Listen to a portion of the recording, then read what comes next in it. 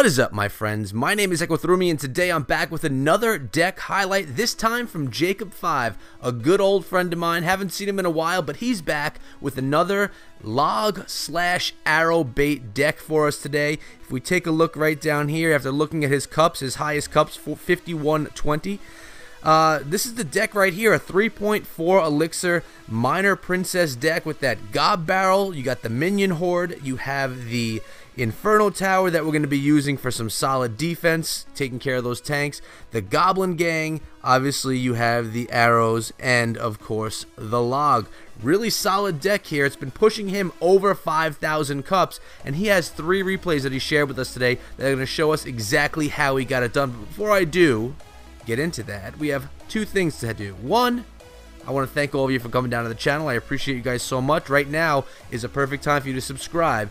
And 2, I got an epic chest in the shop. Why don't we open this right now? Hope for something good. Let's see. I wouldn't mind, I don't know. I'm not even really using too many epics right now, but you got to buy this chest. You got to get it. 1 golem, 2 clone spells, 6 prince, and 11 bowlers. Yeah, well, I only used the golem, and I only got 1 of them, so not the best chest for me, but you know what? You got to buy the epics when they're in the shop. I have this coming really soon too. As soon as we get our clan chest, which will probably be tomorrow, guys, I'll be recording that one for you. But let's get into these replays. Here we go. There are the 3 right there. Let's get into the first one right now. We have Jacob on the bottom. He's representing the clan The Allies. A couple of my old friends are in there. Good people. If you're looking for a clan and you have 4K plus cups, you can head on over there.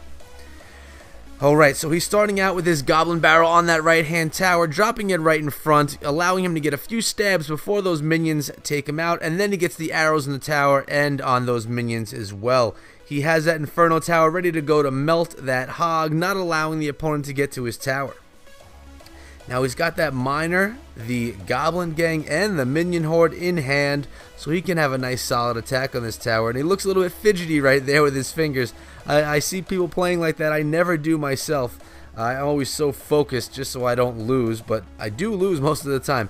But here we go. He's going in with that miner, beats up on some of that, but unfortunately the knight takes him out, and he's going with the Gob Gang right there, taking out the knight, or at least enough so that the tower can finish him off.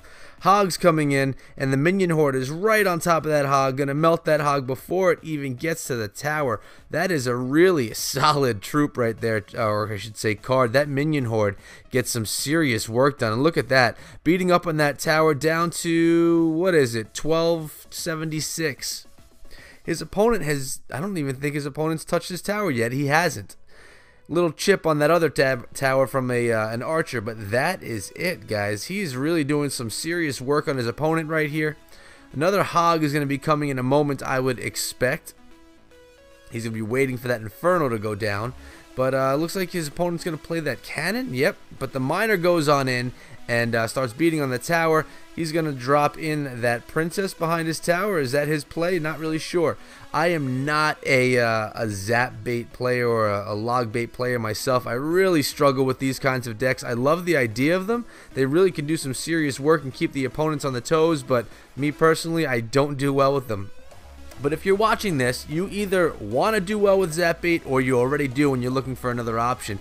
Here we go. That Minion Horde's in there on top. Miner's there as well. Minion Horde takes out the knight and then beats up a little bit on the hog, but then the Inferno Tower is going to finish that hog off. Logging down those archers, 900, 800 hit points left in the tower. Arrows are in, and look at this, the Inferno Tower still stands. Princess is going to get a few shots on that cannon, and the knight's going to take her out right here. But the miner's in on the tower. It's going to beat it down. Goblin Gang is in right here. And opponent does a nice arrows right there, but he has his Minion Horde ready to go, maintaining the health of that tower. Really solid work right there. Goblin Barrel in. It's going to get that stab on the tower for the 1 crown win, guys, with 3 seconds left.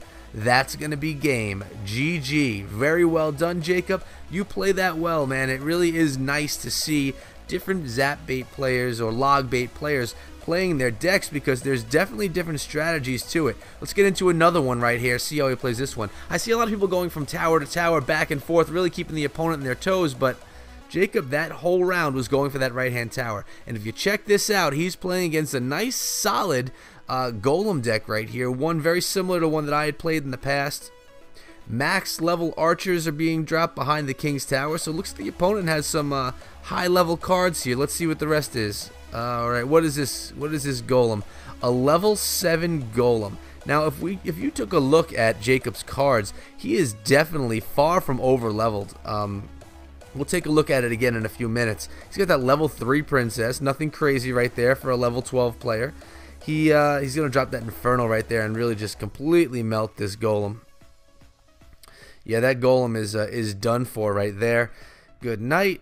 Nice that he didn't have any support, but the opponent does have that lightning spell, which, you know, he now knows that Jacob has that Inferno, so we're going to see how he handles that with the lightning. Look at this. Elite barbs, max level archers right behind.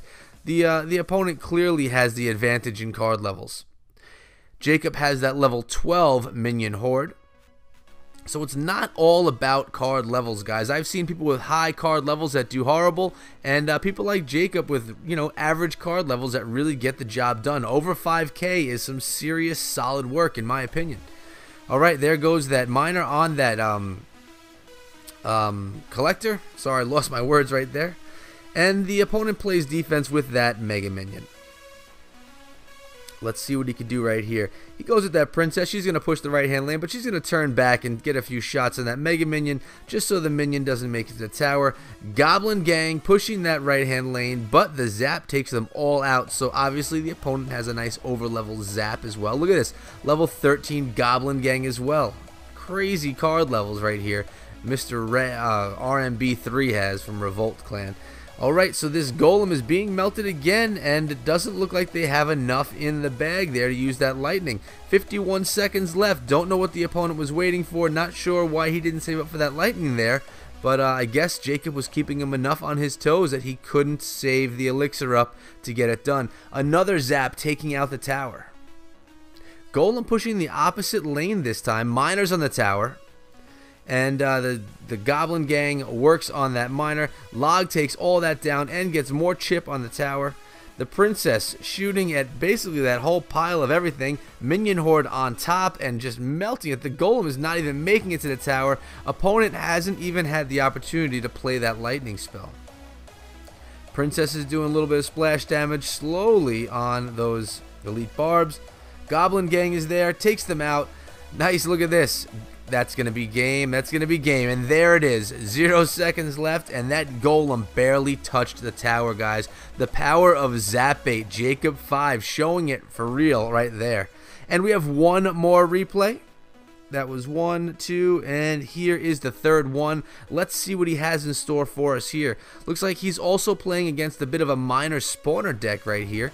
He is playing a level 11, it's worth noting, so this player is a little bit lower than him, but let's see. This is going to be an exciting one for sure. Log down on that right-hand tower, and the opponent plays the log a little bit late and gets that gob hut going. Miner's going to work on the hut, but then was distracted by that that Ice Wizard. Princess going to take care of those gobs as they come in. There we go.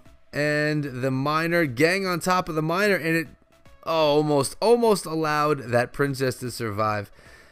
And, you know, I hate these spawners. It really gets you nervous, wondering how you're going to handle it. And the way he's going to handle it, push the opposite lane. And look at this. The opponent's going to wait until he can get them all. So that was a good, positive elixir trade right there for Leon, allowing him to get a good advantage on Jacob right there. How's Jacob going to handle it? Miner in on that left-hand lane. So the trick that we're seeing right here from Jacob is kind of ignore the right-hand lane. He's using his princess there a little bit to play some defense. But ignore the right and start working on the left. Really start working on the opposite lane so the opponent is forced to put some elixir into that lane so that they can't continuously build up their huts and their spawners on the opposite lane. Jacob's doing that very well. Here come the, he puts down the tombstone. Decent defense. The towers are pretty even right here, guys. He's waiting for his elixir, figuring out what he's going to play, and the opponent hasn't really shown a kill card yet. There hasn't been a win condition yet from the opponent. It's all just spawners. Does he even... I guess his miner is the win condition. I take that back. Try to get the miner on the tower and allow all the spawned troops to get to the tower. Nice log right there from Jacob, taking out 4 spawned spear gobs. Princess is pushing that left-hand lane a little bit more. Inferno Tower is there to do some distractions. Nicely done. Gob barrels in. Drops it back, and the opponent misses with that log. Nicely played. Gob gang is in. Miner's in on the tower. What's happening here? Some skellies. And those goblins are going to make it. No, they didn't make it to the tower, so the princess is going to get some splash on these barbarians incoming. But the Inferno Tower is standing for the time being. Look at this. Minion Horde just completely cleans all that up. In comes the miner. No, not the miner, the goblin barrel. And the miner. Everything is in right there. That single minion. Will that single minion get the job done with the miner? It looks as if it will. 1 minion. You underestimate the power of the minions, guys, but if you let one stand, it'll do some damage on your tower. As you saw right there, I think that was 700 hit points. The minion and the miner took out themselves in just a few seconds. Solid replays. We played against a Zap Bait. We played against a Golem deck, and the first one we played against was, what was this one? They played against the Hog. So Hog, Golem, and Zap Bait. Really solid job right there, Jacob. And let's go into his deck again. Actually, what am I doing? I have to be right over here. Let's view his profile. Look at that deck again. See, look at this. A level 11 arrows, 11 Gob Gang, 12 Minion Horde, 3 legendaries. He just got his Gob Barrel to 6. He was telling me, and only a level 8 Inferno. So far from over-leveled cards, guys, and really getting it done. But again, thanks so much to Jacob for coming down and sharing this deck with us. I hope you guys enjoyed it. Give this one a shot and let me know what arena you're playing it in and how well it's working for you. Really seems like a solid deck, and like I said, it has gotten him up to 5,120 cups. That says a lot when we're talking about a deck that is not over leveled. So guys, like I said, give it a shot. I hope you enjoyed this episode. If you did, make sure that you subscribe to the channel. I'm coming out with this kind of stuff every single day, both for Clash of Clans and Clash Royale. If you're already subscribed, guys, leave a comment in the comment section below. And if you don't want to do that, hit me up on Twitter at EchoThroughMe. I love chatting it up with you guys. Thanks so much for being here with me. I appreciate you guys, and I'll see you all back here again tomorrow. Until then, be good.